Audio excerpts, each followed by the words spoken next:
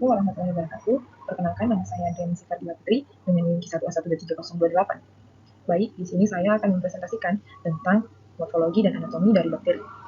Jadi, bakteri adalah organisme hidup bersel satu yang sangat kecil, sehingga kita tidak bisa melihatnya dengan mata telanjang kecuali menggunakan mikroskop. Bakteri termasuk dalam kelompok mikroorganisme yang disebut prokariota.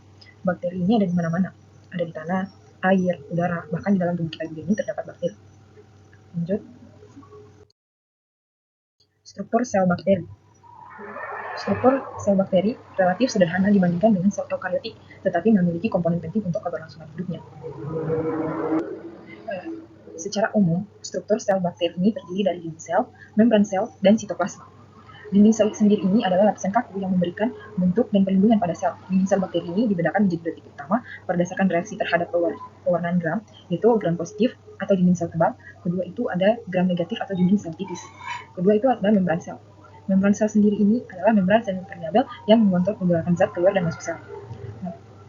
Lapisan semi permeabel yang memisahkan bagian dalam sel dari lingkungan eksternal berperan dalam transportasi zat dan produksi energi. Ketiga itu ada sitoplasma. Sitoplasma sendiri ini adalah cairan sel yang mengandung organel dan molekul penting. Cairan di dalam sel yang mengandung berbagai molekul penting seperti enzim, ribosom, dan materi genetik. Lanjut. Dan karakteristik bakteri. Seperti di sebelumnya, saya sudah menjelaskan tentang definisi dari bakteri. Jadi, bakteri itu adalah organisme uniseluler prokaryotik yang tidak memiliki inti sel yang terbungkus membran. Karakteristik dari bakteri itu ada bermacam-macam. Itu satu, bakteri itu berukuran kecil.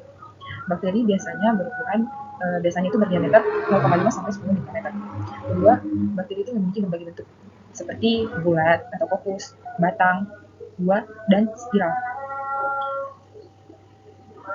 Ketiga itu mereka tidak memiliki membran inti. Materi genetiknya itu DNA tidak terbungkus dalam membran inti. Keempat itu mereka berkembang biak dengan cepat melalui pembelahan sel. Lanjut.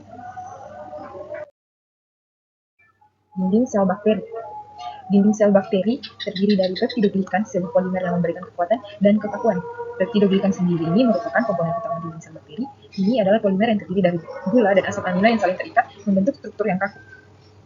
Peptidoglikan memberikan kekuatan dan kekakuan pada dinding sel. Fungsi dari dinding sel sendiri yaitu memberikan bentuk. Dinding sel ini memberikan bentuk yang khas pada setiap jenis bakteri, apakah itu berbentuk bulat, batang, atau spiralia. Perlindungan. Dinding sel melindungi sel dari tekanan osmotik, serangan enzim, dan zat kimia berbahaya dari lingkungan sekitar. Setelah itu, fungsi dari dinding sel bakteri juga menjadi penyaring. Dinding sel berfungsi sebagai penyaring molekul yang masuk dan keluar sel. Dan terakhir, yaitu tempat melekatnya struktur lain seperti flagella, pili, dan kapsul seringkali melekat pada dinding sel. Perbedaan dinding sel. Perbedaan dari dinding sel ini yaitu ada dinding sel pewarna gram positif dan dinding sel pewarna gram negatif. Dinding sel pewarna gram positif memiliki lapisan peptidoglikan yang tebal dan kuat, tidak memiliki membran luar, berwarna ungu atau biru ketika diwarnai dengan pewarna gram. Contoh dari gram positif itu Staphylococcus dan Streptococcus. Kedua itu adalah gram negatif. Gram negatif ini memiliki lapisan peptidoglikan yang tipis, memiliki membran luar yang mengandung lipopolisakarida atau LPS, berwarna merah muda ketika diwarnai dengan pewarna gram. Contoh dari bakteri gram negatif yaitu Escherichia coli dan Salmonella. Pentingnya kita memahami dinding sel bakteri. Pemahaman tentang dinding sel bakteri sangat penting dalam berbagai bidang seperti mikrobiologi. Dalam bidang mikrobiologi, ini berfungsi untuk mengidentifikasi dan mengklasifikasi bakteri. Kedua itu dalam bidang medis, untuk mengembangkan antibiotik yang efektif. Banyak antibiotik bekerja dengan cara merusak dinding sel bakteri. Ketiga itu dalam dunia industri. Dalam dunia industri ini sendiri, yaitu untuk mengembangkan produk-produk berbasis bakteri seperti yogurt dan keju. Lanjut. Kita ke membran sel bakteri. Membran sel bakteri merupakan lapisan tipis yang berfungsi sebagai penghalang antara bagian dalam sel dan lingkungan sekitarnya. Membran sel bakteri ini terbagi atas 3, yaitu permeabilitas selektif, produksi energi, dan sintesis protein. Permeabilitas selektif ini adalah membran sel yang memungkinkan zat tertentu untuk masuk dan keluar sel. Kedua itu ada produksi energi. Produksi energi ini, membran sel berperan dalam produksi energi melalui respirasi sel. Ketiga, ada sintesis protein. Membran sel terlibat dalam sintesis protein melalui ribosom yang melekat padanya. Ada pada gambar di samping, ini adalah ribosom. Nanti dijelaskan di berikutnya. Bisa dilihat pada gambar di samping ya, struktur dasar dari sel bakteri. Lanjut. Sitoplasma dan nukleus bakteri. Sitoplasma bakteri adalah cairan yang mengandung organel sel seperti ribosom dan DNA. Sitoplasma adalah cairan yang mengisi sel bakteri, seperti yang sudah saya jelaskan di sebelumnya. Dan kedua itu ada nukleoid, wilayah dalam sitoplasma yang mengandung DNA bakteri. Ketiga itu ada ribosom. Ribosom adalah organel sel yang bertanggung jawab untuk ketiga itu ada ribosom, organel kecil yang berfungsi dalam sintesis protein. Ini adalah gambar dari ribosom. Ini adalah ribosom. Ya, ribosom ini adalah organel kecil yang berfungsi dalam sintesis protein. Ini adalah ribosom. Lanjut, struktur tambahan dari bakteri.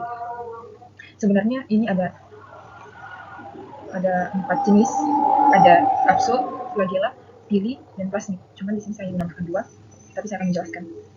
Jadi struktur tambahan itu ada kapsul. Kapsul yaitu lapisan lengket di luar dinding sel yang memberikan perlindungan tambahan dan membantu bakteri melekat pada permukaan. Kedua itu ada flagella.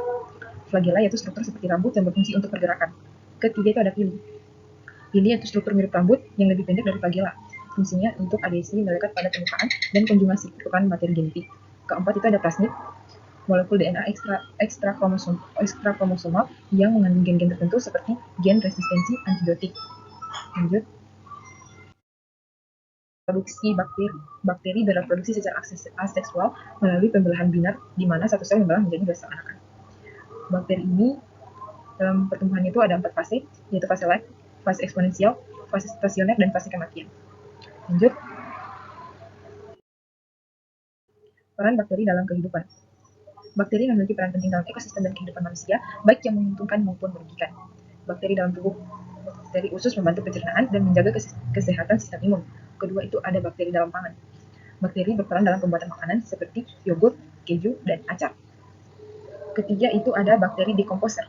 Bakteri dekomposer ini adalah komponen penting dalam ekosistem. Mereka memainkan peran krusial dalam beragam nutrisi, pembentukan tanah, dan pengendalian populasi. Oke, jadi kesimpulan yang dapat kita ambil dari morfologi dan anatomi, bakteri merupakan aspek penting dalam studi mikrobiologi. Dengan memahami bentuk dan struktur bakteri, kita dapat mengidentifikasi, mengklasifikasi, dan mempelajari bakteri lebih lanjut. Demikian hasil presentasi dari saya. Assalamualaikum warahmatullahi wabarakatuh.